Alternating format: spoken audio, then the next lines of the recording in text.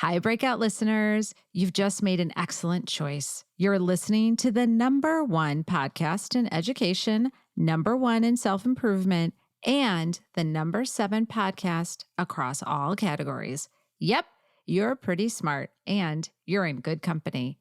But to help spread the word, please subscribe to the show. Give us a 5-star rating and leave us a review. It helps us reach more people who just might need these stories. What we know in a lot of the science is that, cognitive ability and IQ, that predicts a lot of success in individuals. But that only explains about 25% of a person's success. We've got the remaining 75% out there that's really unknown. That's Dr. Brian Davidson, the founder and president of MindVue, an assessment tool and learning platform that first measures your mindset and then helps you improve it. MindVue was born out of Brian's fascination with what makes accomplished people so successful. But when he began to assess a range of individuals, from high-ranking military personnel to prison inmates, Brian learned some surprising things about success. We would come across these folks who would be at the pinnacle of their careers, but in some cases they wouldn't score all that well on the tool. And then we could have a conversation with many of these people. The story behind the scores became so fascinating. On this episode, Brian shares those extraordinary stories of self-awareness and change. We also dive deep into the assessment tool and what those mindset scores really mean for success and failure. We loved Brian's work so much, we decided to do a 2-parter. In our next episode, we get super vulnerable when Kelly and I take the assessment and Brian debriefs our results. Don't miss it.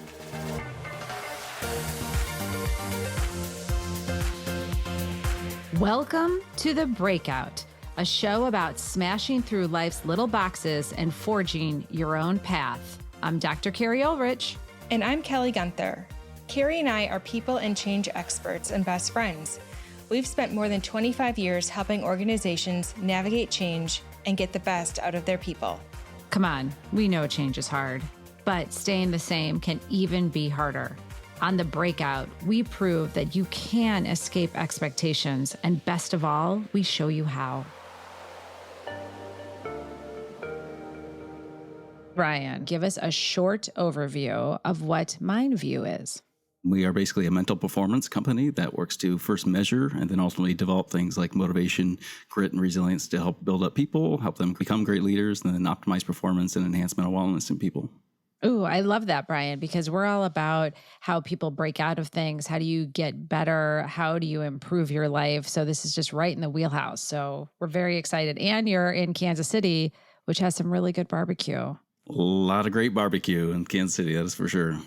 A lot of great barbecue. Oklahoma Joe's, which is the one that well we done, like. yes. That's a deep cut of some Kansas City barbecue for those of you who follow that. That is a great spot. Absolutely. It is really good. Okay, so we won't do a barbecue show. So instead, how do you help people break out?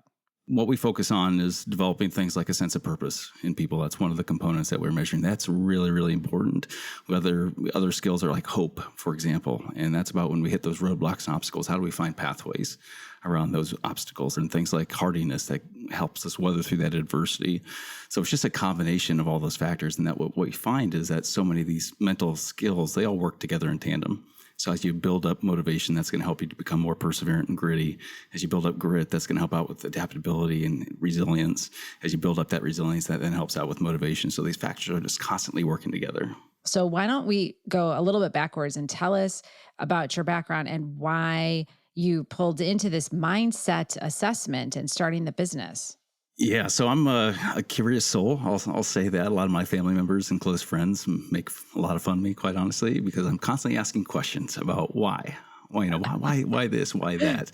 And I'm really fascinated on why people succeed and what makes people thrive and do well in their lives, careers, their work, leadership, students, academic performance, you name it, right? I'm just curious, why do people succeed? What we know in a lot of the science is that, cognitive ability and IQ, that predicts a lot of success in individuals. But that only explains about 25% of a person's success. We've got the remaining 75% out there that's really unknown. And so that kind of led me down this path to study these factors that today we call mindset skills. In my academic background, we call them non-cognitive skills. Basically, these factors outside of cognitive ability that we find are related to so many different positive life outcomes. So you studied it, and then you create an assessment, which for those people who don't understand, it's very difficult to create assessment that's valid and reliable. Like, this is not you just put something down on paper and you're like, that looks good. Let's use a scale of 1 to 5. And now I'm going to predict the future. So it's really hard work.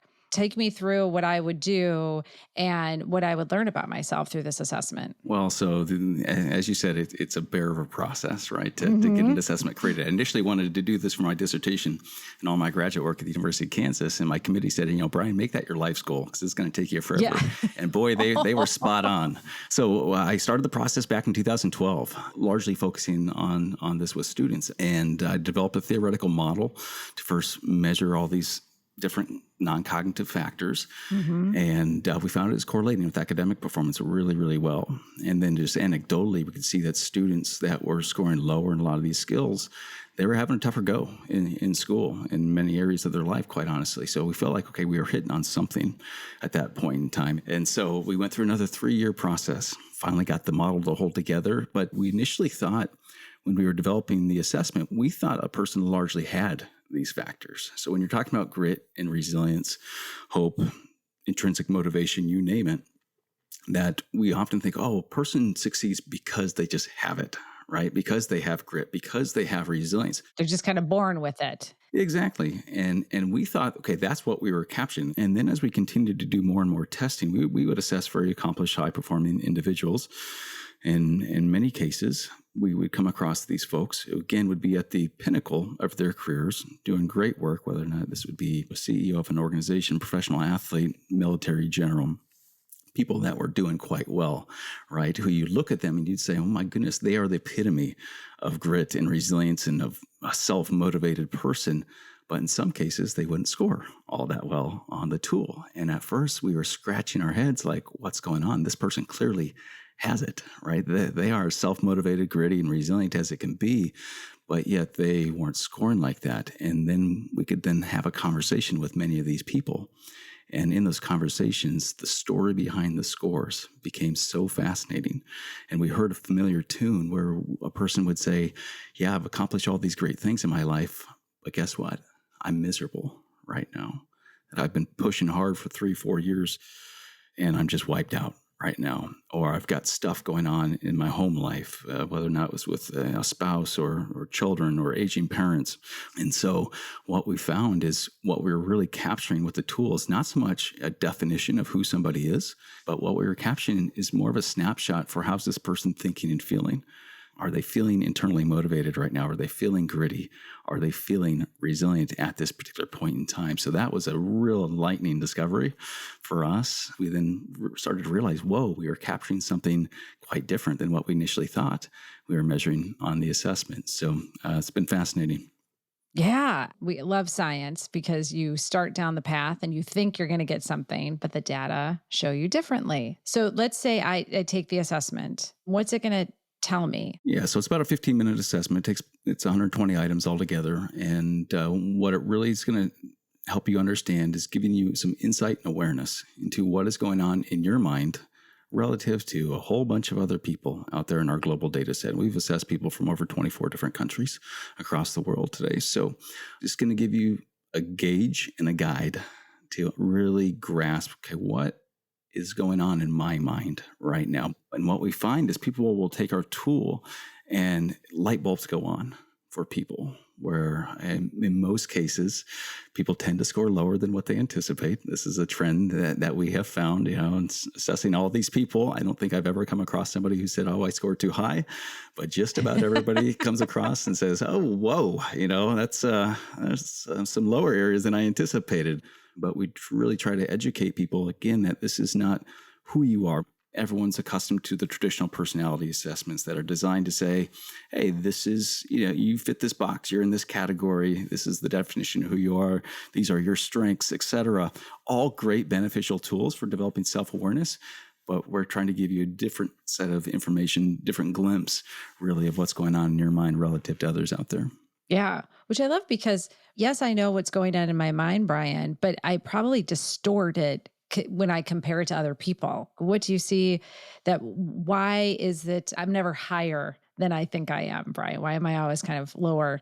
Well, I think there's multiple reasons for that, but I think another part of this is people are accustomed to so we give a percentile score. So again, ranging from first percentile all the way up to 99th percentile. People think, well, that's a percentage. And, in school, I was an A student. And so I should be scoring all in the 90s. And then when all of a sudden, they score in the 8th percentile on one of the factors, they're like, oh my goodness. Even like 50th percentile, people have a difficult time grasping that 50th percentile is normal, right? This is completely normal. And even for the people that do score low, I try to tell folks that's okay. Okay. It's okay to score low in these factors. But what we don't want, however, is for you to stay low.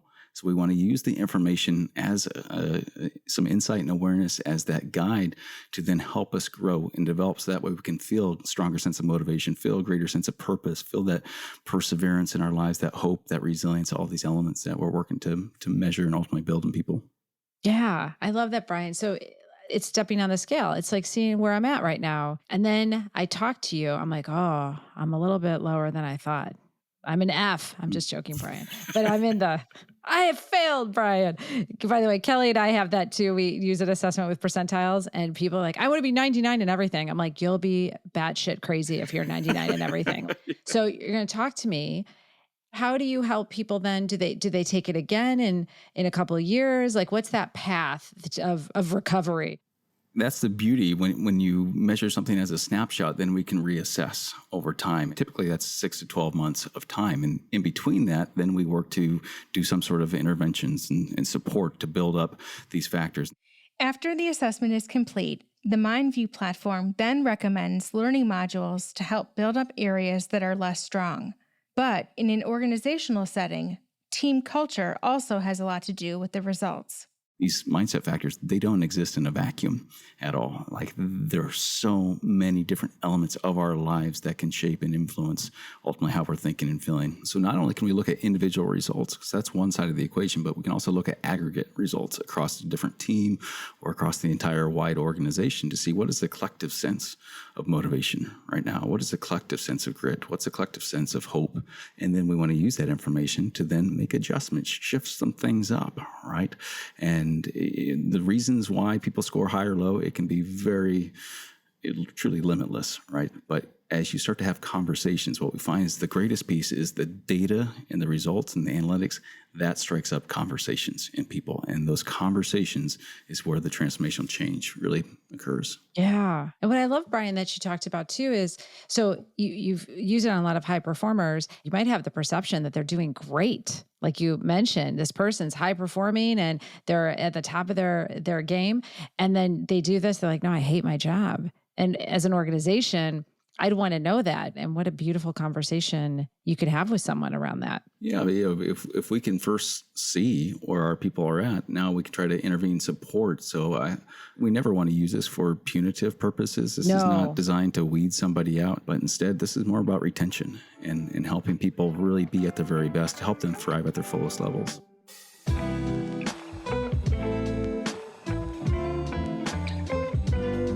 In research, I always loved the statement of just asking a question changes the outcome and changes the conversation just by asking a question. It just speaks to the power so much of what tools and resources and the questions that you ask in combination together can have. I can see how many companies will want to do this down the road. Incorporating this early on in the employee life cycle, I think will be really important in terms of just helping people understand who they are, what they need, how managers can help their employees be successful. I think that will be really, really impactful.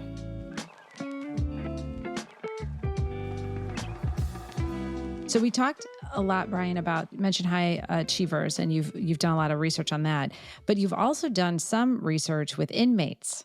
probably the most fascinating group I've ever assessed before. So this is years back. And so I was doing a keynote with a group of community college presidents and their boards.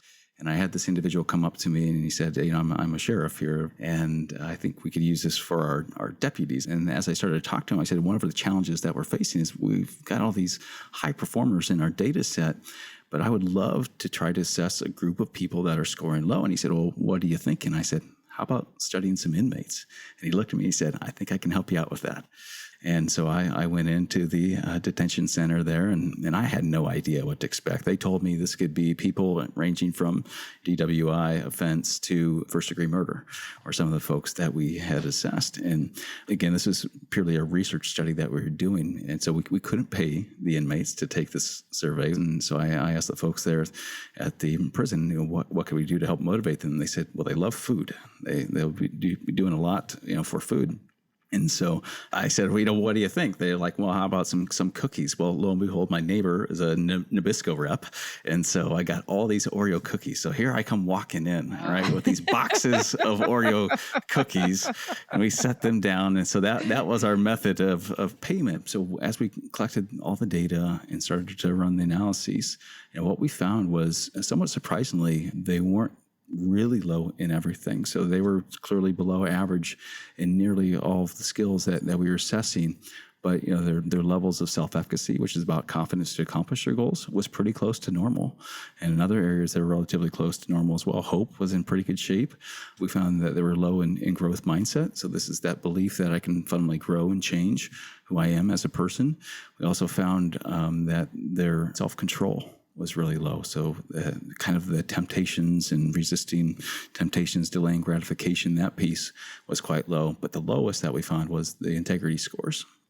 We find really that combination of low integrity meets low self-control can often become problematic. When I was later talking with the folks at the prison there, I was sharing these results, and they said, a lot of these people, they're not bad people, but they said in many cases, they're just really impulsive.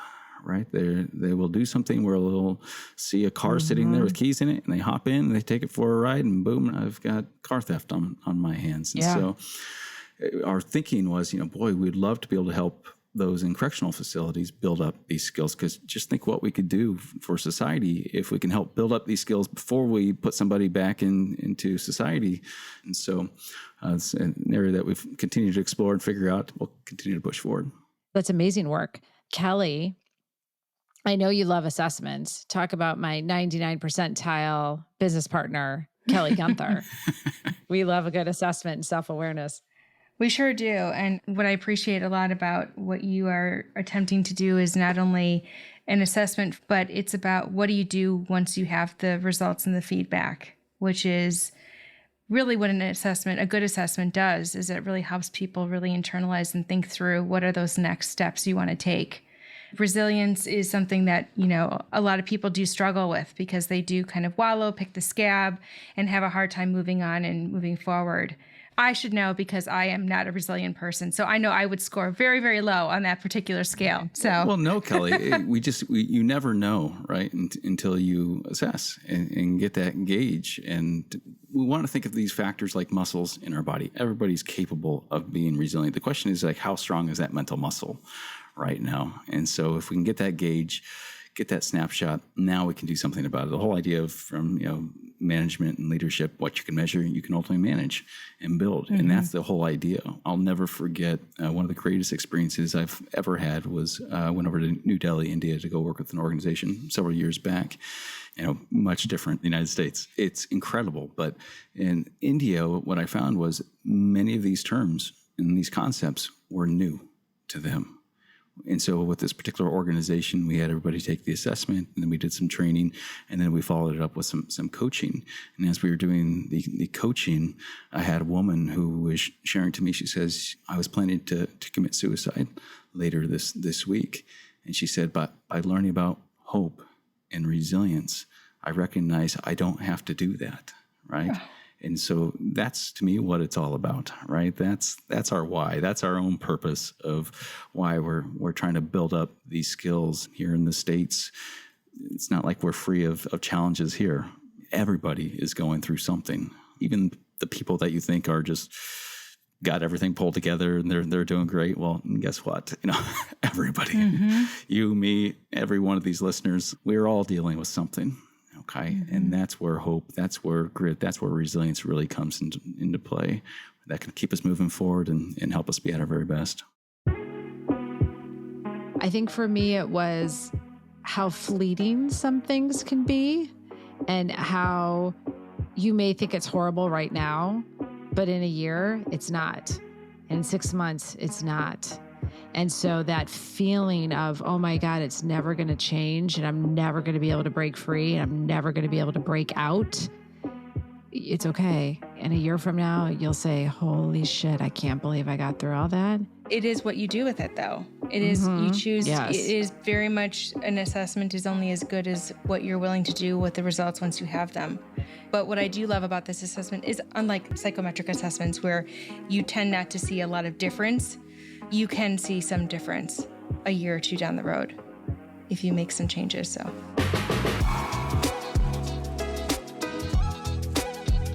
I have goosebumps thinking of the stories that have illuminated the power of the assessment. So if we go back to why you developed MindVue, what was the need that you saw? Well, so, I initially had this background in education, and I was trying to figure out why are my students succeeding in doing so well. And at that point in time, I thought it came down to intrinsic motivation and self-discipline. So I said, okay, I want to figure out how that stuff develops. And so I came down to the University of Kansas. So I was in the field of counseling psychology, and KU's program put a heavy emphasis on this growing area of psychology called positive psych. And so positive psychology as a field, instead of fixating on what's wrong with people, positive psych focuses on what's right with people, all the factors that lead to wellness, to success and performance, those elements of the human condition.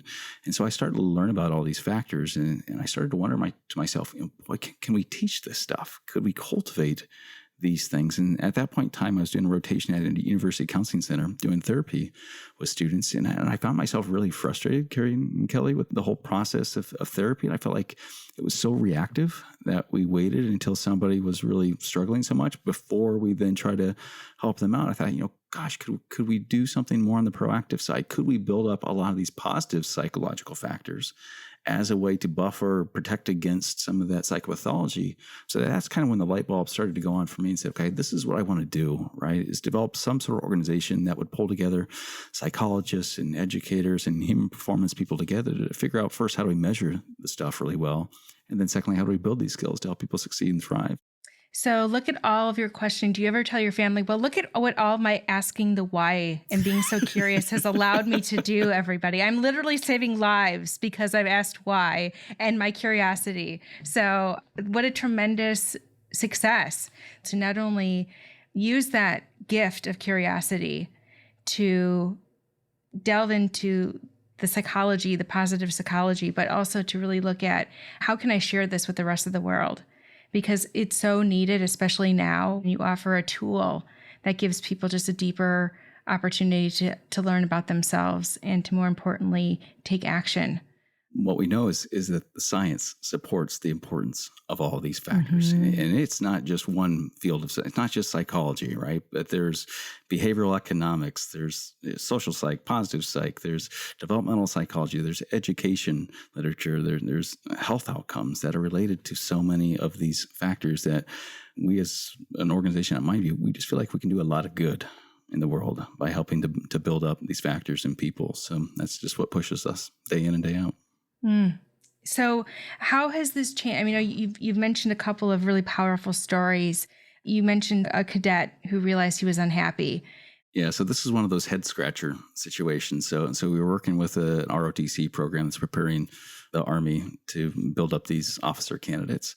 And I get a call from this professor of military science. He said, our number one ranked cadet just scored in the first percentile, bottom of the barrel on the assessment. And so he said, well, what should I do?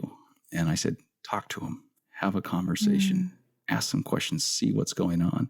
And so they then had these one-on-one debriefs with each one of the cadets, and they brought up the assessment results with them. And this cadet went on to share that, he was doing really well in the program. His academic performance at that point in time was still doing well, but internally, he was miserable. He told them that he didn't really want to be in this program. He was doing it out of family pressure. His dad was an officer in the military, pushing him hard to do the same thing in life. And he said, I really want to go a different path with my life. He was succeeding on all the external indicators of success, but internally it was a much different story. And so what they could do then is see this and then have some conversations with him and help get him on a path that really gave his life greater meaning and purpose. And so then, of course, we can reassess people over time. We've now tracked and seen the growth of this individual. And it's just been a great example, right, of how once you can see what's going on and then have some conversations and having a caring, supportive leader who takes the time to inquire and ask some questions, boy, that can make a wonderful impact on a person's life. 100%. And you're so right. That story perfectly encapsulates why we're doing what we're doing. Cal, I'm going to interrupt because those expectations just fuck you up. That's some stuff that you must see a lot of.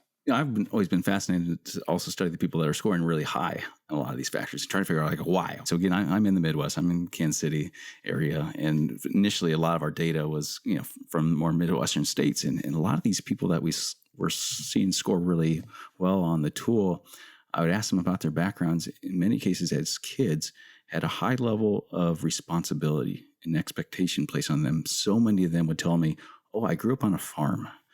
They had to take care of the cattle in the morning, right? They had to go do the chores and take care of the chickens and whatnot. And they just had this responsibility, as opposed to so often now, we often put our kids in all these programs now and everything's so structured. We often don't provide them the opportunity to go through some challenges in many cases that often be the helicopter parents or the snowplow parents and pave the path for our kids. And I think when it comes to developing these skills, we need to do the opposite. We need to allow our children to face some challenges and deal with some failure and to learn how to recover. And I remember one study that I read several years back.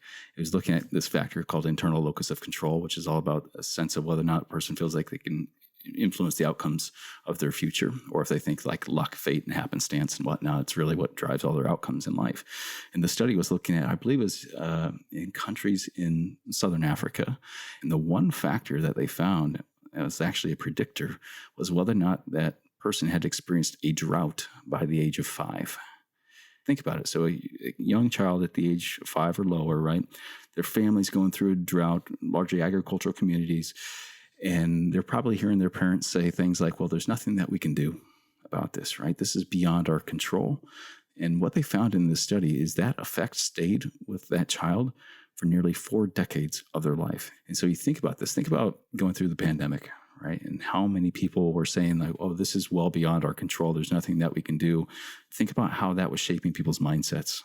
One of the things that we're seeing in a lot of the data, and not just our own data, but with these younger populations, they're struggling. They're having a tough go. The CDC came out with a report last year, and you're looking at the levels of suicidality and suicidal ideation that's going on, the rates of depression that's going on. It's very concerning. Something else that we're trying to figure out with these younger populations too, we're seeing integrity to be one of the lowest areas among these younger populations that we're assessing. We're trying to figure out what's going on here.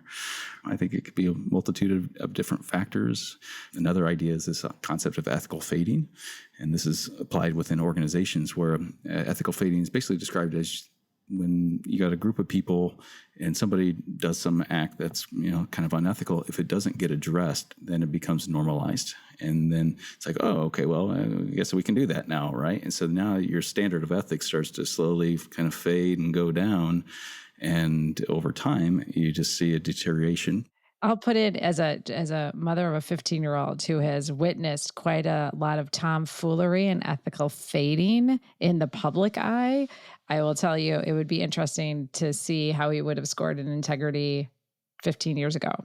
Because he can say, well, seriously, but that person was elected and that's what they do. The power of modeling these skills. I share that with every group and leader that I talk with. I said, if you want to develop these skills, model them.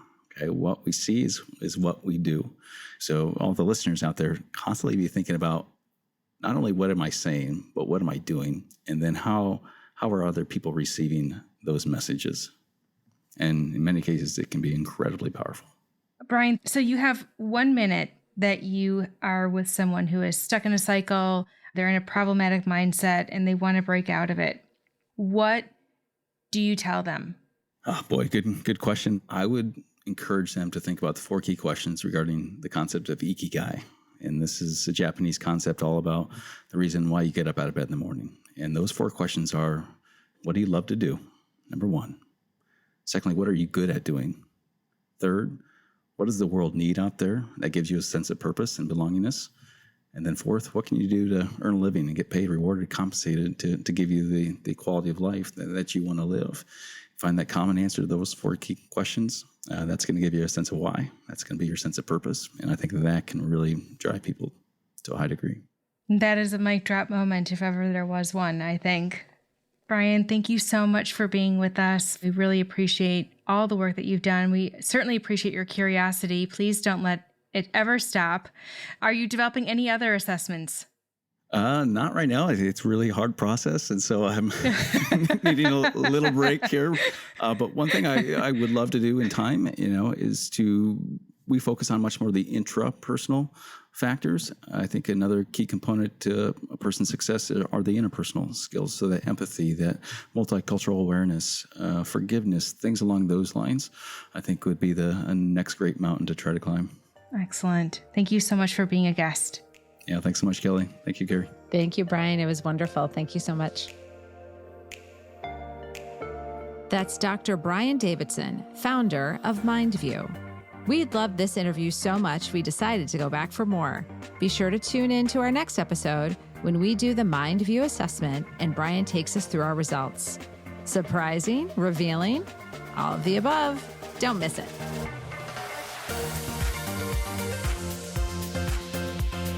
This is the Breakout from Abbracci Group. At Abbracci Group, we offer coaching and consulting to help you dig into change. Here's what we know. Only about 10% of us are really self-aware, but 90% of us think we are. Without self-awareness, improvement is tough, because if you don't know what box you're in, you can't break out of it. That's where we come in. We've got a soft spot for people itching to forge a fresh path. The high flyers who need to be nudged out of career ruts, teams who are looking to become more aligned, and yes, even those bold souls who've occasionally worn the jerk badge. Connect with us at AbbracciGroup.com. And don't forget to subscribe to The Breakout so you never miss a new episode. And make sure you're following us on Instagram at The Breakout Pod. I'm Kelly Guenther. And I'm Dr. Keri Ohlrich. See you next time.